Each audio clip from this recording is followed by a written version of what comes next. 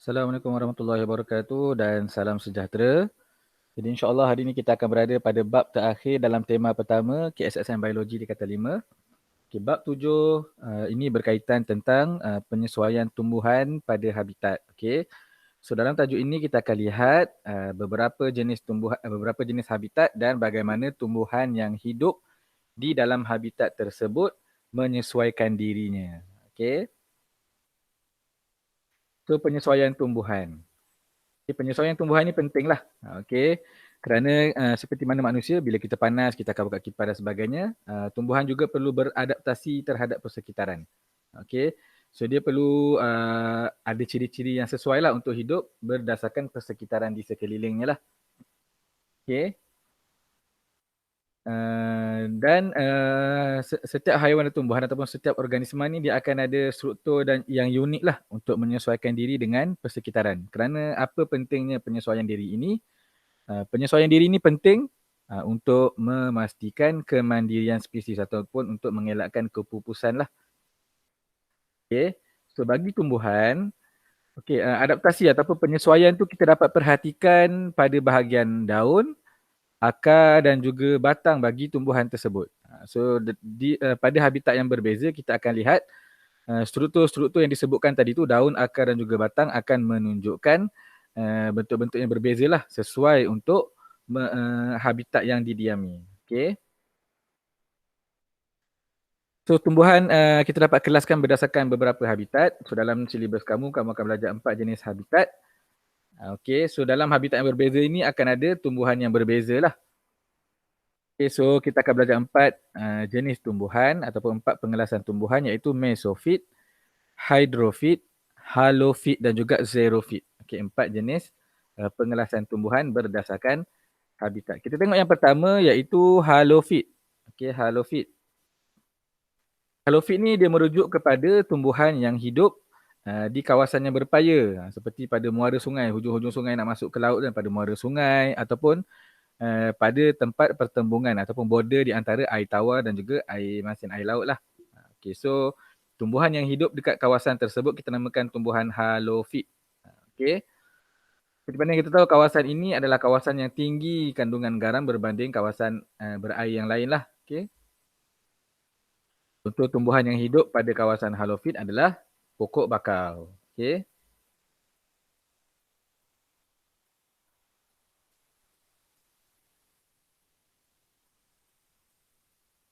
Seterusnya adalah tumbuhan hydrofit. Hydro bermaksud air, so semua orang boleh teka lah cikgu rasa. So hydrofit merujuk kepada tumbuhan yang hidup di habitat yang berair, sama ada dia hidup di permukaan air ataupun dia sepenuhnya tenggelam di dalam air. So kedua-dua keadaan tersebut kita akan kelaskan tumbuhan tersebut sebagai hydrofit. Sebagai contoh, tumbuhan yang hidup yang dikelaskan sebagai hydrofit adalah pokok teratai dan juga elodia lah. Terusnya adalah mesofit. Okey, mesofit ni adalah tumbuhan yang hidup di habitat yang tak terlampau kering dan tak juga terlampau berair, macam dalam paya lah. Dan juga di kawasan mesofit ni dia akan ada bekalan air yang mencukupi. Okey, dan kebanyakan tumbuhan adalah tumbuhan mesofit lah, seperti kamu tengok dalam gambar, bunga raya, pokok mangga, pokok getah dan sebagainya. So ini adalah tumbuhan yang berada di sekeliling kita lah, mesofit.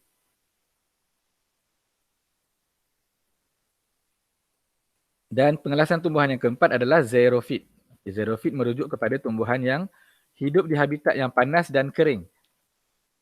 Di mana dalam habitat ini kehadiran air ni sangat sikit kan, sangat minimum dan suhunya sangat tinggilah. So contoh kawasan habitat ni adalah kawasan gurun. Contoh pokok yang hidup dalam kawasan ini ataupun habitat ini adalah pokok kaktus dan juga pokok kurma. Kita tengok ciri penyesuaian tumbuhan yang hidup di kawasan halofit lah ataupun tumbuhan halofit. Okay. Yang disebutkan tadi, tumbuhan halofit adalah tumbuhan yang hidup di habitat yang mengandungi kepekatan garam yang tinggi seperti di muara sungai, di kawasan pertembungan air tawar dan air laut dan sebagainya lah. Dan seperti mana kita tahu, kawasan tersebut kandungan oksigennya sangatlah rendah. Okay. Contoh pokok adalah pokok bakau lah. So, bagaimana pokok bakau menyesuaikan diri? Seperti mana kita tahu, bila di hujung-hujung di muara sungai ni, dia akan terdedah kepada keamatan cahaya yang tinggi sebab dah hujung-hujung kan, dah tak ada daratan. Okay. So pokok bakau ni dia memerlukan adaptasi yang tertentu lah untuk menyesuaikan diri. Yang pertama dari segi daun. Okay. Kalau kita perhatikan daun pokok bakau ni, dia akan bercuticle tebal ataupun lapisan lilin dia tu tebal lah. Dan juga stoma dia sedikit tersorok ataupun terbenam. Untuk apa? Untuk mengurangkan kadar transpirasi ataupun kadar kehilangan air melalui stoma. Okay. Daunnya juga, daun pokok bakau juga adalah succulent, yang mana dia mampu menyimpan air. Dan juga pada bahagian daun tersebut akan ada struktur khas yang kita kenali sebagai hydatote. Yang mana fungsi hydatote ini adalah untuk menyingkirkan garam berlebihan di dalam pokok tersebut. Okay. Disebabkan dia duduk berhampiran kawasan yang masih dengan kandungan garam tinggi, jadi hydatote ni penting untuk menyingkirkan garam berlebihan daripada pokok lah. Dan adaptasi lain yang menarik adalah daun tua bagi pokok bakau ni, dia akan menyimpan garam yang lebih ni kepada daun yang tua lah. Supaya nanti bila dah terlampau banyak daun, dia akan gugurkan daun yang tua. Kerana daun tua ni untuk menjalankan fotosintesis pun dah kurang efisien. Jadi dia akan gunakan daun tua ini sebagai tempat untuk dia menyingkirkan garam lah. So itu adalah antara adaptasi-adaptasi pada bahagian daun pokok bakau.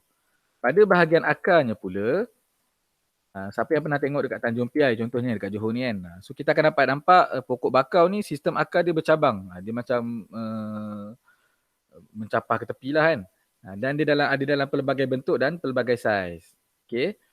Yang pertama, akar bentuknya begitu untuk memberi sokongan lah. Seperti mana kita tahu, kawasan tersebut dia macam kawasan berlumpur dan lembut lah. So kalau ditiup angin takut jatuh, tapi dengan adanya akar yang bercabang ni, dia mampu untuk menahan pokok daripada tercabut lah. Okay, ataupun tumbang. Dan jika kamu perhatikan, akar pokok bakau ni akan ada akar yang tumbuh tajam ke atas ataupun dia akan tumbuh tegak ke atas lah. So bahagian akar itu kita sebut dia sebagai pneumatophore. Okay, bahagian akar ceracak tu kita sebut dia sebagai pneumatophore lah. Okay. Pada bahagian pneumatophore ini akan ada banyak liang ataupun banyak lubang lah. Yang mana liang ini kita sebut sebagai lenticel. Apa fungsi lenticel? Lenticel ini dia akan membenarkan pertukaran gas dengan atmosfera. So pokok ataupun pokok bakau akan mendapatkan oksigen dan akan membebaskan karbon dioksida melalui lenticel ni lah. Okay. Dan adaptasi menarik lagi adalah subsel. Subsel yang biasa ada dalam vakul tu. Pada bahagian akar pokok bakau ni, kandungan garam dia lebih tinggi daripada air laut. So dia menjadikan akar pokok bakau ini hypertonik berbanding air laut. Kalau ingat lagi lah dengan tingkatan 4 tu. Okey, itu menyebabkan pokok ataupun akar ini tidak akan kehilangan air. So mengelakkan pokok bakau daripada layu lah. So sebaliknya yang berlaku iaitu air akan masuk ke dalam akar pokok bakau. Okey. So itu antara adaptasi-adaptasi yang membenarkan ataupun membenarkan tumbuhan halofit hidup ataupun pokok bakau hidup lah. Okay. Seterusnya kita lihat kepada tumbuhan hidrofit. Okay. Biasanya kita jumpa dalam kawasan kolam berair lah. Okay. Ada yang tanam, ada yang letak dalam akuarium dan sebagainya. Okay.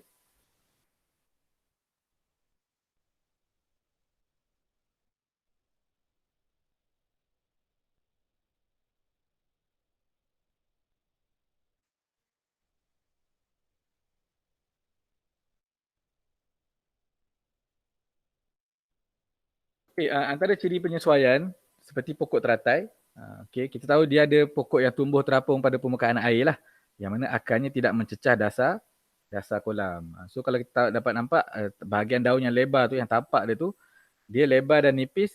Kerana apa? Kerana dia membantu tumbuhan ini ataupun pokok teratai ini untuk menyerap cahaya matahari lah untuk proses fotosintesis. Okay.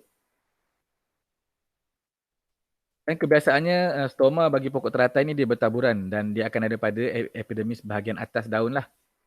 Okay. Bahagian atas daun pokok teratai ni juga dia akan diliputi dengan cuticle yang berlilin dan juga kalis air untuk memastikan stoma tu sentiasa terbuka lah untuk pertukaran gas. Dan kalau kita lihat batang tumbuhan ini pula terdiri daripada tisu yang ringan. So membenarkan dia terapung lah. Kerana apa kalau tengok gambar ni, bila kita besarkan bahagian batang pokok teratai, dia akan ada ruang udara di antara tisu-tisu batang tersebut yang kita sebut sebagai erenkima. Okay. So ruang udara inilah yang membenarkan pokok tersebut terapung lah. Okay. So, tumbuhan yang tenggelam sepenuhnya dalam air seperti Elodea. Okay. Biasanya tumbuhan ini mempunyai daun yang sangat nipis dan kecil yang untuk meningkatkan jumlah luas permukaan air, perisi padu lah. Yang mana dia boleh meningkatkan kadar resapan air, garam mineral dan juga gas terlarut. Seperti mana kita tahu dalam air, kandungan gas terlarut ataupun kandungan gas adalah lebih kurang sangat kurang berbanding di atmosfera. Okay. So dengan memiliki daun yang nipis, dia memudahkan penyerapan gas lah. Okay.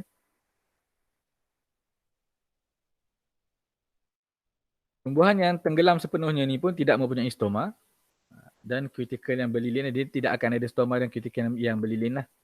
Okay.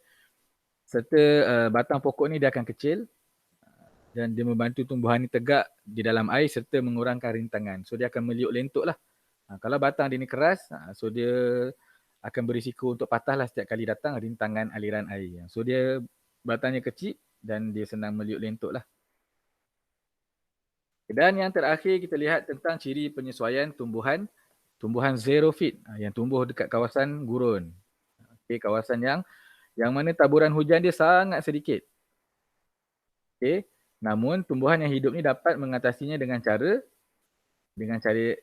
yang kita lihat selepas ni lah. Okay. Yang pertama cara tumbuhan xerophyte. Kalau kita angkat pokok kaktus tu kita akan dapat lihat jaringan akar dia sangat panjang untuk dia mencari air dan juga garam mineral lah. So akar dia akan tumbuh secara meluas serta dia akan tumbuh jauh ke dalam tanah untuk mencari air yang ada dalam tanah lah. Kerana air pada permukaan kawasan gurun ni terlampau sedikit. So, seperti biasa air yang ada tu dia akan diserap dan disimpan dalam akar, batang dan juga daun. Okay. Untuk tumbuhan xerophyte ni pula, jika tumbuhan lain proses fotosintesis dijalankan pada bahagian daun. Tapi untuk tumbuhan xerophyte, proses fotosintesis juga dijalankan pada bahagian batangnya. Sebab itu kita perasan batang dia tu berwarna hijau lah. Okay. Kaktus juga ada daun tapi daun dia kecil dan kutikel dia tebal untuk mengelakkan kehilangan air lah. Ada juga daun yang kita ingat macam duri tu, itu sebenarnya adalah daun lah. Cuma dia diadaptasi ataupun diubah suai menjadi bentuk duri. Okay. Dan ciri-ciri tadi tu, daun yang kecil ataupun berbentuk duri tu, dia dapat mengurangkan luas permukaan yang terdedah kepada matahari.